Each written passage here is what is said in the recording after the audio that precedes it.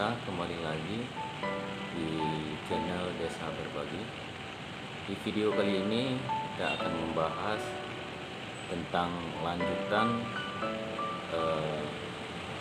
pembahasan Undang-Undang Nomor 6 Tahun 2014 tentang desa. Jadi di video sebelumnya kita sudah membahas masalah Undang-Undang Nomor 6 Tahun 2014 di bab 1.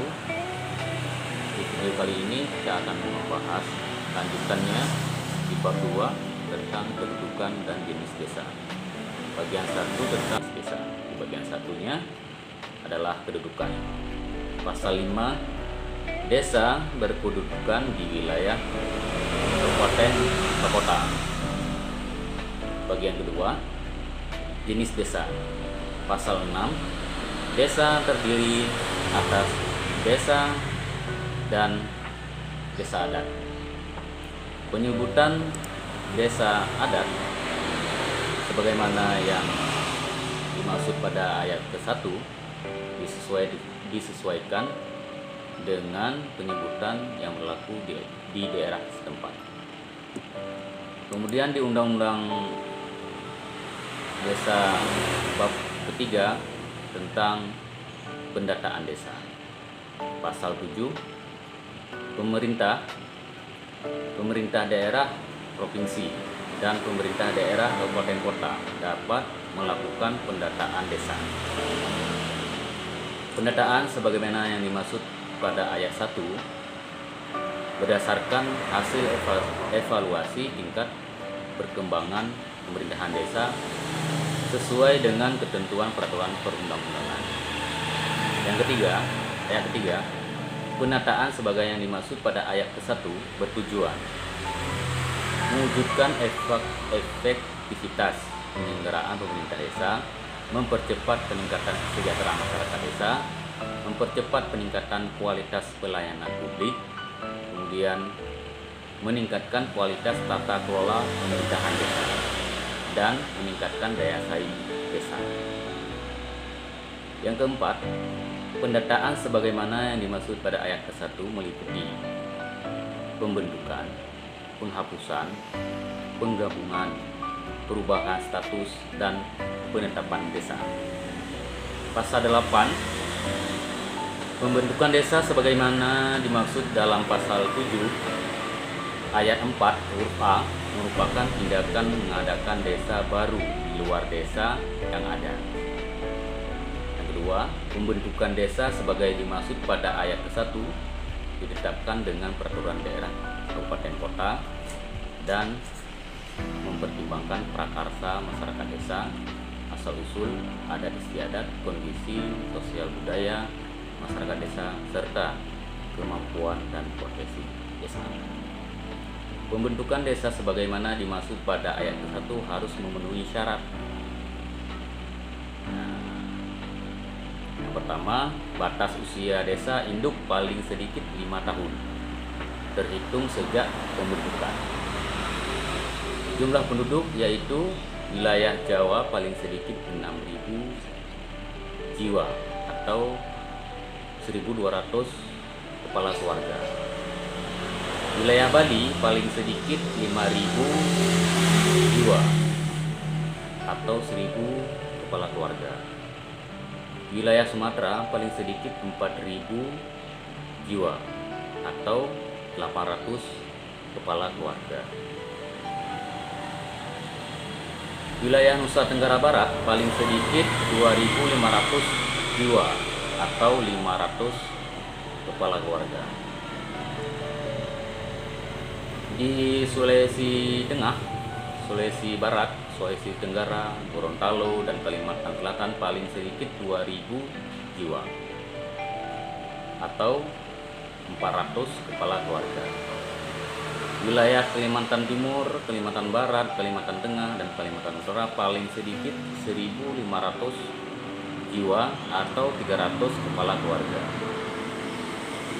Wilayah Nusa Tenggara Timur, Maluku, dan Maluku Utara paling sedikit 1.000 jiwa atau 200 kepala keluarga. Wilayah Papua dan Papua Barat paling sedikit 500 jiwa atau 100 kepala keluarga. Wilayah kerja yang memiliki akses transportasi antar wilayah.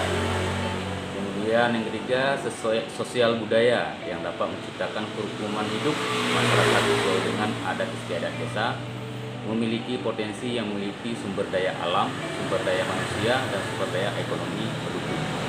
Batas wilayah desa yang dinyatakan dalam bentuk peta desa yang telah ditetapkan dalam peraturan bupati atau wali kota. Sarana dan prasarana bagi pemerintahan desa dan pelayanan publik. Tersedianya dana operasional, penghasilan tetap, dan tunjangan lainnya bagi perangkat pemerintahan desa sesuai dengan ketentuan peraturan perundang-undangan. Yang keempat, dalam wilayah desa dibentuk dusun atau yang disebut dengan nama lainnya yang disesuaikan dengan asal-usul adat istiadat dan nilai sosial budaya masyarakat desa setempat. Kemudian yang kelima, pembentukan desa sebagaimana dimaksud pada ayat ke-1 dilakukan melalui desa persiapan. Desa persiapan merupakan bagian dari wilayah desa induk. Desa persiapan sebagaimana yang dimaksud pada ayat kelima dapat ditingkatkan statusnya menjadi desa dalam jangka waktu 1 tahun sampai 3 tahun.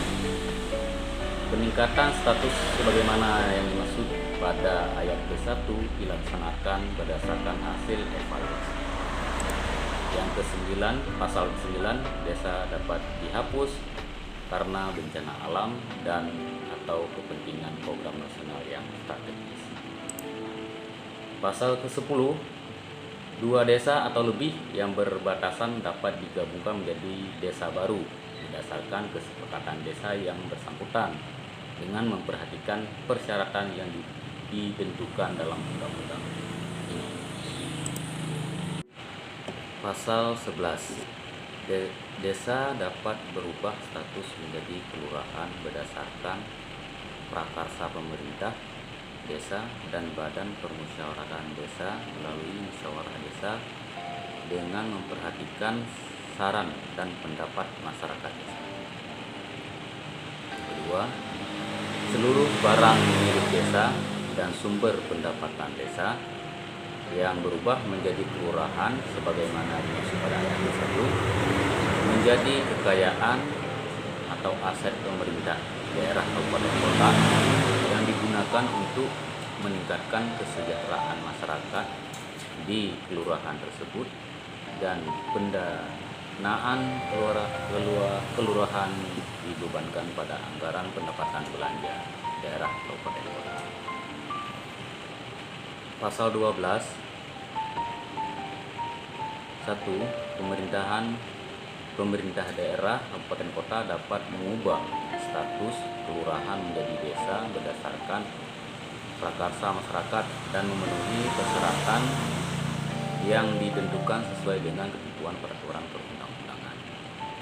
Kedua, kelurahan yang berubah status menjadi desa, sarana dan prasarana menjadi milik desa dan dikelola oleh desa yang bersangkutan untuk kepentingan masyarakat desa. Ketiga, pendanaan perubahan status kelurahan sebagaimana dimaksud pada ayat 1 dibebankan pada anggaran pendapatan dan belanja kabupaten kota. Pasal 13, pemerintah dapat memprakarsai pembentukan desa di kawasan yang bersifat khusus dan strategis bagi kepentingan nasional. Pasal 14, pembentukan, penghapusan, penggabungan atau perubahan status desa menjadi kelurahan sebagaimana dimaksud pada pasal 8, 9, 10 dan pasal 11 dan kelurahan menjadi desa sebagaimana dimaksud dalam pasal 12 ditetapkan dalam peraturan daerah.